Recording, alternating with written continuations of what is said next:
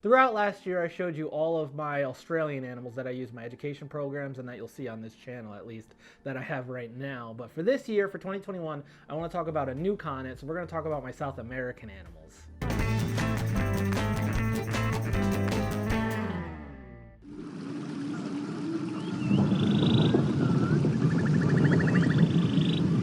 South America is a haven for biodiversity. It's got the world's largest rainforest, one of the world's longest rivers, some of the world's largest reptiles, most colorful amphibians, crazy looking birds, even crazier looking mammals. Just the diversity of animal life here is absolutely astounding. Saying that though, there isn't a wide diversity of big predators in South America. There really aren't many. I mean, you've got some species of crocodilian like caiman, you've got the third largest cat on the planet, the jaguar, you've got the world's heaviest snake, the anaconda, but outside of those, there really aren't many big predators like you see in Africa or Asia. So this leaves a lot of the predating to kind of small to medium-sized predators like ocelots, tegus, giant otters, etc. And with this, because there's so few big predators, it means you get some animals that get to a very big size, and you also have animals that are adapting and get very kind of weird, unusual defense mechanisms compared to even other members of that same family found on other continents.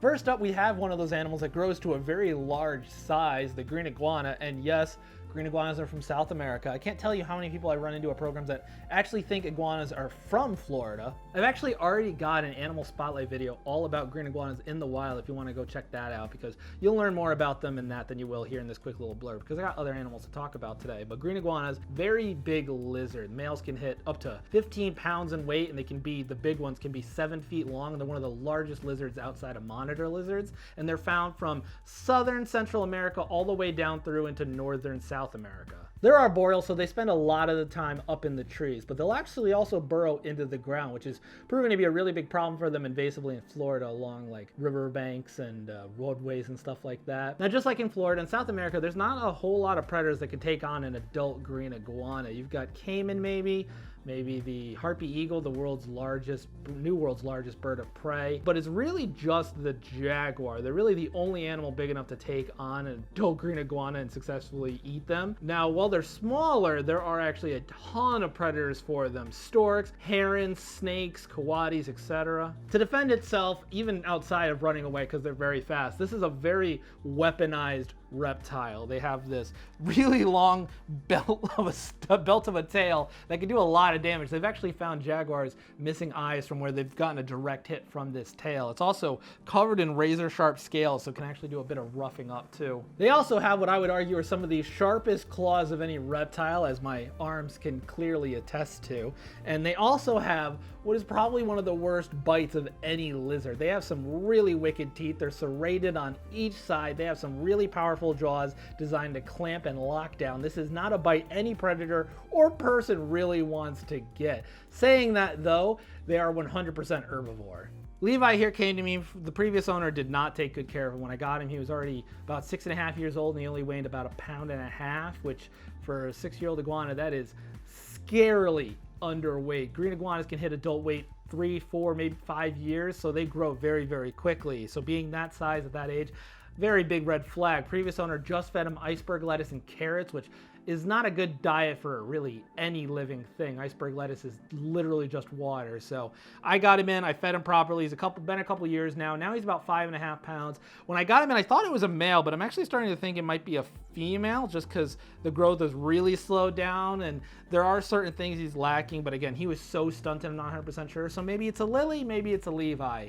But regardless, he's doing much, much better now. He's a very friendly iguana. I can take him really just out any program, outdoors, indoors. Kids can pet him and stuff. I don't let him hold him because of the nails, but kids, he's very, very good with kids, and he's doing much, much better.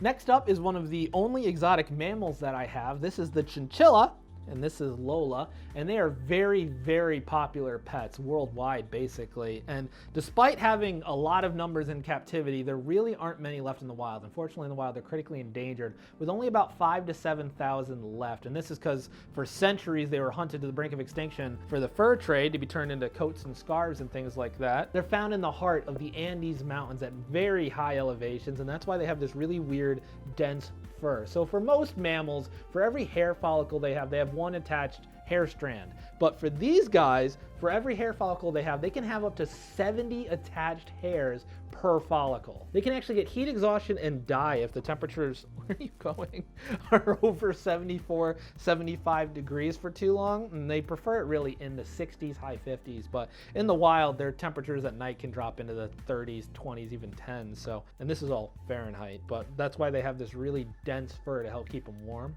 They're very acrobatic. She actually did this herself. I didn't put her up here, but she'll often walk around on my shoulder, as long as she doesn't jump to the floor. But they are very acrobatic. They can jump 4 feet straight in the air from a sitting position. They can also kick off walls. They can do parkour and all these crazy kick flips and stuff. And they're kind of daredevils because they're also doing this on tops of mountains. And not only that, they're nocturnal, so they're doing all of this at night when visibility is not that good. There you go.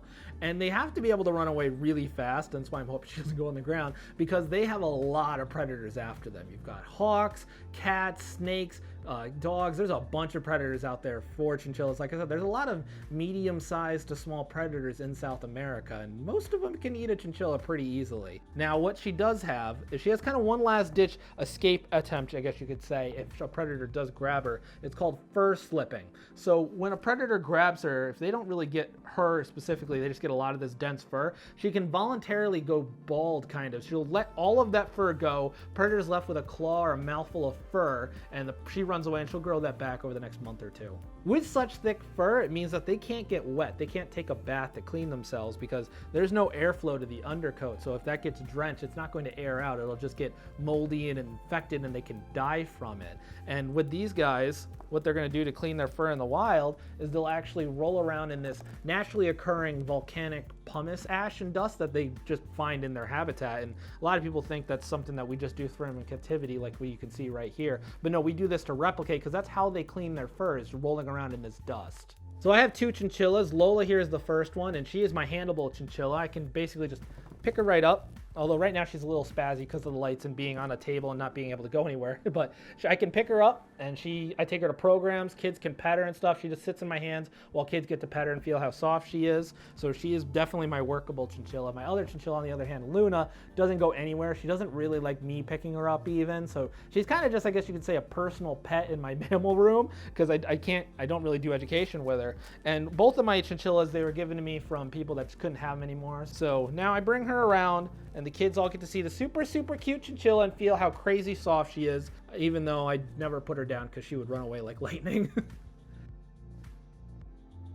Speaking of small, fluffy animals, we're not going to talk about an animal that's probably going to cause a lot of you to click out of this video, unfortunately, but we're going to talk about my tarantulas. Fluffy here is a Chilean rosehair tarantula, which is a very popular pet spider, but in the wild they're found in a strip straight down southern South America, and they get their name rosehair because they have a pinkish tint to their hair in the sunlight, and obviously without that sunlight they kind of just have this typical brown tarantula coloration. They eat a wide variety of invertebrates in the wild, grasshoppers, other tarantulas, etc., using the venom in their fangs, and the venom basically breaks down the inside of whatever bug they're trying to eat, making it that much easier to consume, and they kind of, I guess you could say, drink it up.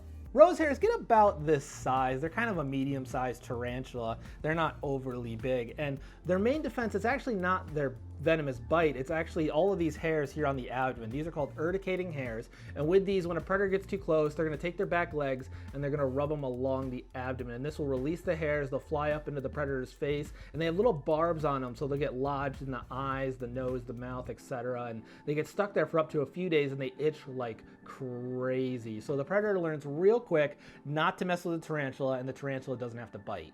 I actually have another tarantula from this genus Grammostola, which is Fluffy, my Chaco golden knee tarantula, and they're in the wild. They're from the grasslands of Argentina and Paraguay, and they're actually one of the world's largest tarantula species with a max leg span of over 8 inches. Now, whereas my rosehair and my pink-toe tarantula, I'm told were female, at least when I took them in, my golden knee I'm pretty sure is male, and males live nowhere near as long as the females. Female golden knees can live 25 to 30 years in captivity, whereas males usually only live 5 to 8 if you're lucky. And right now my golden knee is about 5.5, so he's kind of a senior tarantula. He used to be a big, really gorgeously colored, fluffy tarantula he was a really active hunter. I could just throw cockroaches in and he would destroy them. He was kind of nervous he made me kind of nervous when I would feed him, but now he's slowed down a lot. He eats maybe every other month, every 3 months. He doesn't move around a lot, so I think he's kind of on his way out. So I don't handle him anymore. I don't bring him to programs anymore, but in his prime, he was going to a bunch of programs, and he was a very big, gorgeous tarantula. But